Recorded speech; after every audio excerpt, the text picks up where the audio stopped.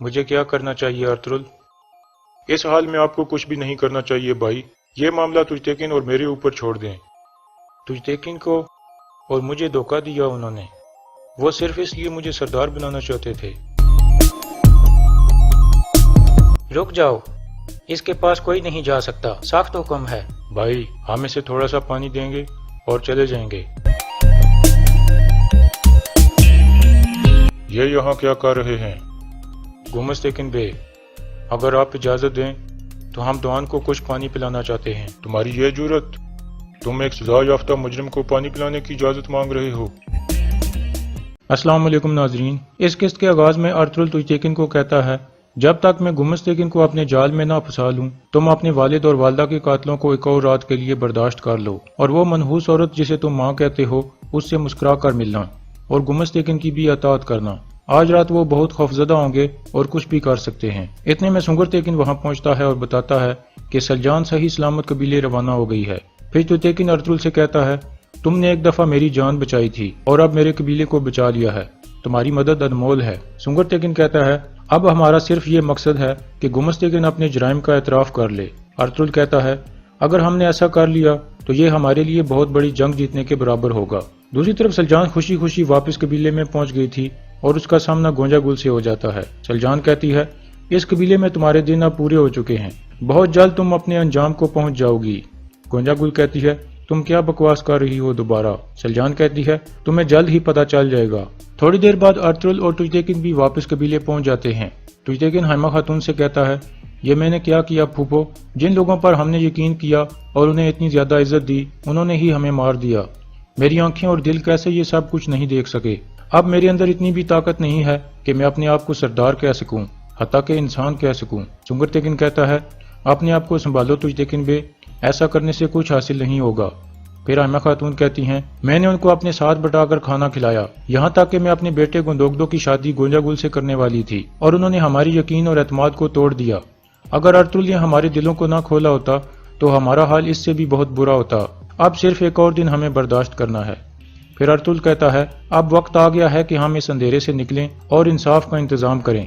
اتنے میں سلجان اندر داخل ہوتی ہے۔ حائمہ خاتون فوراً اس سے گلے ملتی ہیں اور پوچھتی ہیں، تم کیسی ہو؟ سلجان کہتی ہے، میں بالکل ٹھیک ہوں، میں نے آیت اللہ کے بازو پر کائی قبیلے کا نشان لگا دیا ہے۔ پھر تجتیکن سلجان سے معافی مانگتا ہے۔ دوسری طرف آیت اللہ ابھی تک ادھر ہی بیٹھی ہوئی تھی اور اپنے زخم کو دیکھ رہی تھی۔ اتنے میں گونجا گل وہاں پہنچتی ہے اور پوچھتی ہے، کیا ہوا پھوپھو؟ آیت اللہ کہتی ہے، میں ان سے ثبوت حاصل نہیں کر سکی اور وہ دونوں بھاگنے میں کامیاب ہو گئی ہیں۔ بانو ججک وہ ثبوت ارطغرل کو دے دے گی، ہمیں ہر حال میں ایسا ہونے سے روکنا ہوگا۔ سلجان کو مرنا ہوگا اور کوئی راستہ نہیں ہے۔ اصل مسئلہ ارطغرل کا ہے، گمستیکن بے کو اسے بھی مارنا ہوگا۔ گونجا گل کہتی ہے، کیا یہ آسان ہے پھوپھو؟ کیسے ہوگا یہ؟ آیت اللہ کہتی ہے، تم مت بھولو کہ تم ایک مارگریو کی بیٹی ہو گونجا گل، ارطغرل یا کوئی اور شخص گمستیکن سے نہیں بچ سکتا۔ ابھی ہمیں فوراً جا کر تمہارے بابا کو آگاہ کرنا ہوگا۔ دوسری طرف گندوگدو بھی واپس قبیلے میں پہنچ جاتا ہے اور اس کے دماغ میں سعادت الدین کی باتیں گونج رہی تھیں۔ پھر وہ حائمہ خاتون کے خیمے میں پہنچتا ہے اور کہتا ہے، سعادت الدین نے آپ سب کو سلام بھیجا ہے اور گمستیکن بھی بہت جلد یہاں پہنچنے والے ہیں۔ اب وہ مارگریو بن گئے ہیں، اس لیے ہمیں اچھے طریقے سے ان کا استقبال کرنا ہوگا۔ لیکن گندوگدو کی باتوں کو کوئی بھی سنجیدہ نہیں لیتا، جس پر وہ کچھ حیران ہوتا ہے۔ پھر حائمہ خاتون کہتی ہیں، بیٹھو بیٹا، ہم نے کچھ چیزیں تمہیں بتانی ہیں۔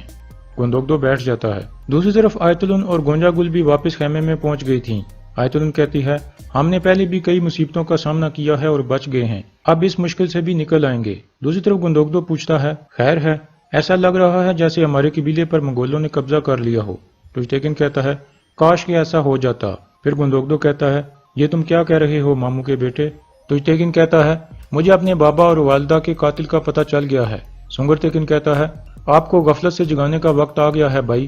گندوگدو حیران ہو کر ارطغرل کی طرف دیکھتا ہے اور کہتا ہے، یہ کیا ہو رہا ہے ارطغرل؟ کیا تم نے دوبارہ کچھ کیا ہے؟ پھر وہ سب گندوگدو کو پورا واقعہ سناتے ہیں۔ آخر میں ارطغرل کہتا ہے، کل انشاءاللہ گمستیکن کی باری ہے بھائی۔ پھر حائمہ خاتون کہتی ہیں، مجھے پتا ہے یہ جان کر تمہیں بہت برا لگے گا بیٹا، لیکن گونجا گل بھی اس معاملے میں شامل ہے۔ گندوگدو چونک جاتا ہے اور ارطغرل سے کہتا ہے، میں نے تم پر اور اپنی بیوی پر یقین نہیں کیا اور اس منحوس عورت سے میں شادی کرنے والا تھا۔ حائمہ خاتون کہتی ہیں، ہمارے پاس ایسی باتیں کرنے کا وقت نہیں ہے، ابھی ہمیں اس مسئلے کو حل کرنا ہوگا بیٹا۔ پھر گندوگدو کہتا ہے، مجھے کیا کرنا چاہیے ارطغرل؟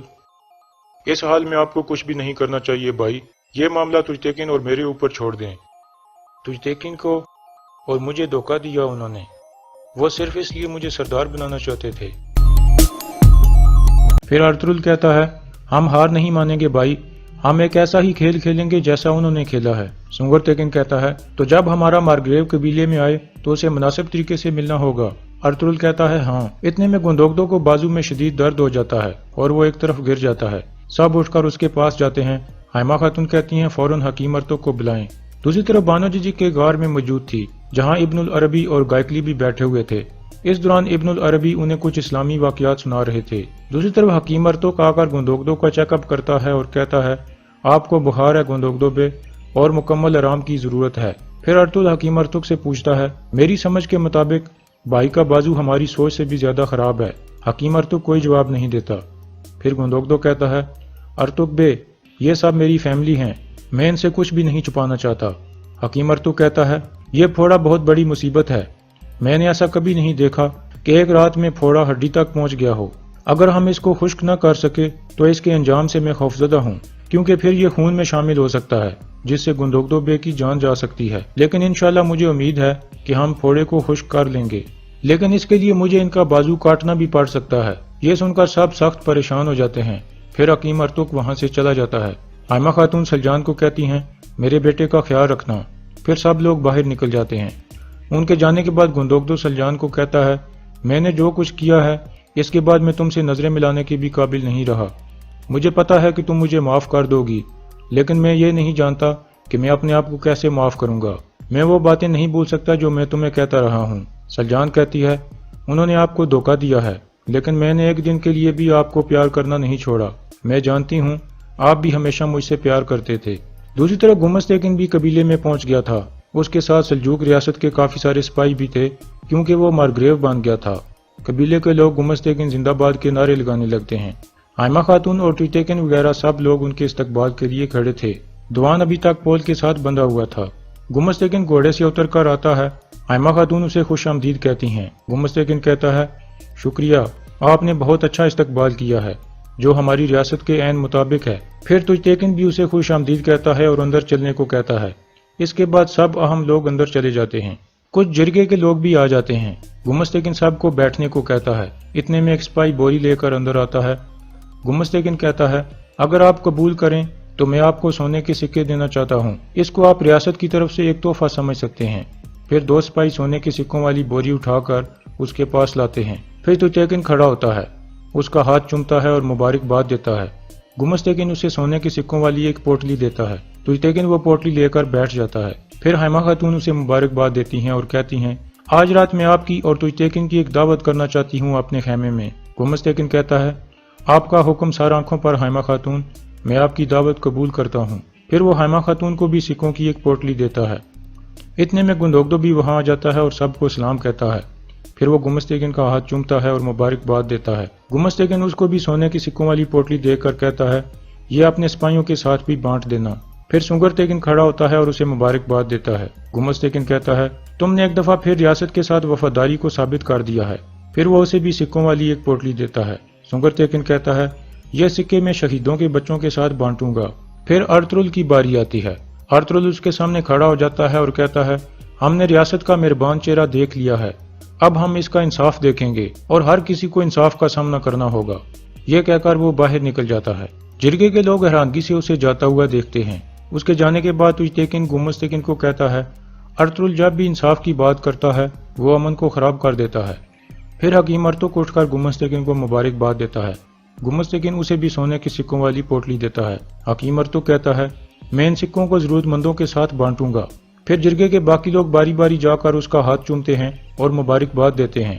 گمستیکن سب کو سکوں والی ایک ایک پوٹلی دیتا ہے۔ خیمے کے باہر ترگت اور بامسی پانی والا ایک برتن اٹھا کر دوان کے پاس جانے کی کوشش کرتے ہیں۔ رک جاؤ، اس کے پاس کوئی نہیں جا سکتا، سخت حکم ہے۔ بھائی ہم اسے تھوڑا سا پانی دیں گے اور چلے جائیں گے۔ یہ یہاں کیا کر رہے ہیں؟ گمستیکن بے اگر آپ اجازت دیں تو ہم دوان کو کچھ پانی پلانا چاہتے ہیں۔ تمہاری یہ جرت، تم ایک سزا یافتہ مجرم کو پانی پلانے کی اجازت مانگ رہے ہو؟ اس کے بعد گمستگین سپاہی کو کہتا ہے ان کو فوراً یہاں سے ہٹا دو۔